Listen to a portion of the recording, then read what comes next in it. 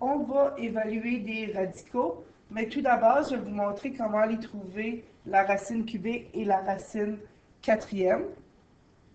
Donc, vous devez aller dans Maths.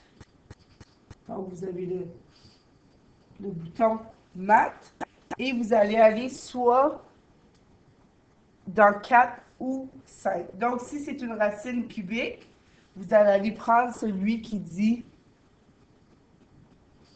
quelque chose de ce genre-là.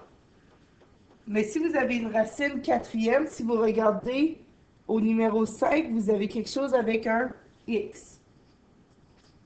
Ça veut dire qu'on peut mettre qu'est-ce qu'on veut. On peut mettre un 4, un 5, un 6, un 7, un 8, et ainsi de suite.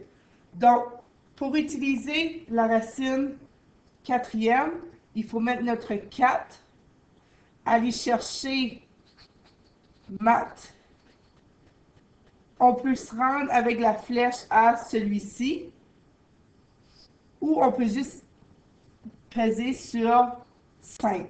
Donc, 4 maths 5, et ensuite on écrit notre nombre qui est sous la racine. Donc, par exemple, au premier exemple, c'est une racine quatrième. Donc, on va venir écrire dans notre calculatrice 4, on va aller dans maths 5, et on va venir écrire sous la racine 10 000, qui nous donne 10. Et je vous demande d'expliquer votre réponse. Pourquoi 10? Car 10 fois 10 fois 10 fois 10, 4 fois nous donne 10 000. Ici, on a une racine cubique. Donc, la racine cubique, je vous rappelle, vous allez aller dans Maths 4 pour aller choisir ça ici. Quelque chose de ce genre-là. Donc, ici, vous avez une division. Une division, on va voir qu'on peut les séparer. Donc, racine cubique de 27 125e, c'est la même chose que dire racine cubique de 27 sur racine cubique de 125.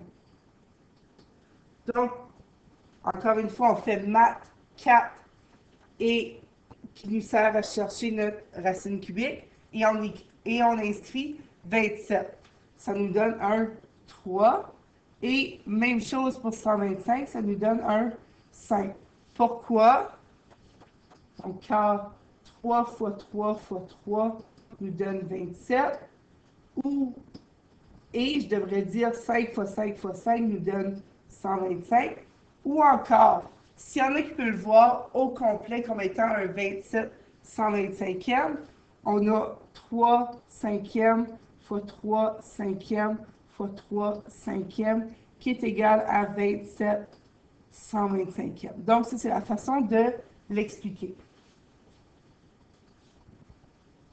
La prochaine racine, 2,25. Encore une fois, on peut le faire dans notre calculatrice en pesant second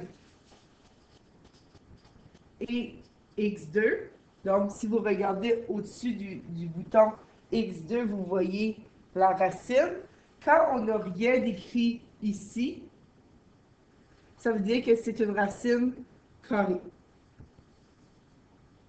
On peut le faire directement comme ça, ou si on veut une réponse exacte, disons sans calculatrice, on pourrait aussi écrire 2,25 comme étant 225 sur 100. Et encore une fois, séparer nos racines au numérateur et ainsi qu'au dénominateur. Donc, racine de 225, 15, et racine de 100, 10, qui finit par être 3 demi. Donc, 15 fois 15 fait 225 et 10 fois 10 fait 100. Ou encore une fois, on pourrait dire 3 demi fois 3 demi, qui serait 1,5 fois 1,5, qui nous donne 2,25. Ici, on a la racine cubique de, la racine carrée de moins 16. Donc, si vous essayez dans votre calculatrice, ça va vous dire erreur. Je vais vous expliquer pourquoi. Donc, ici, c'est impossible. Pourquoi? Donc, avoir une racine, c'est quoi? On obtient le nombre multiplié par lui-même qui fait ce qui est dans la racine, donc moins 16. Si on essayait de trouver un nombre multiplié par lui-même qui fait moins 16, donc prenons l'inverse, prenons racine de 16. Racine de 16, c'est 4. En fait, on triche un peu. Ce serait 4 ou moins 4. Pourquoi? Car 4 fois 4 fait 16, ou moins 4 fois moins 4 fait également 16. Comment on pourrait s'arranger pour avoir le même nombre multiplié par lui-même qui donne 16?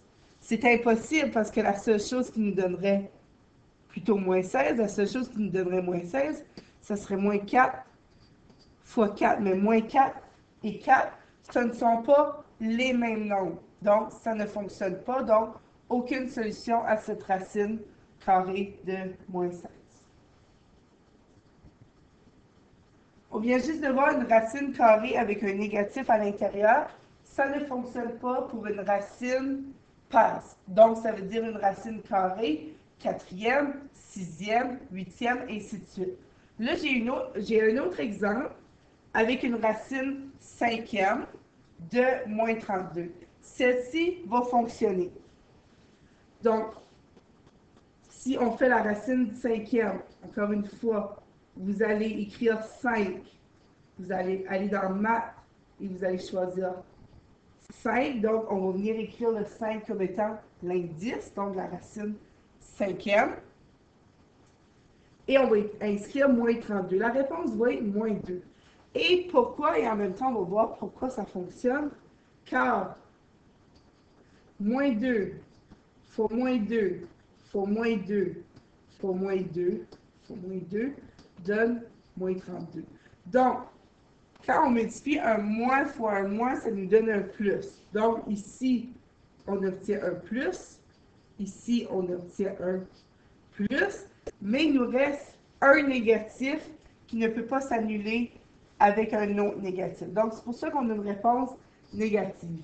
Donc, si on regarde les multiplications, comme on a un nombre impair de moins 2 qui sont multipliés ensemble, il en reste toujours un seul. Donc, c'est pour ça qu'on a un négatif au final. Tandis que si on en avait seulement 4, ça nous donnerait un positif.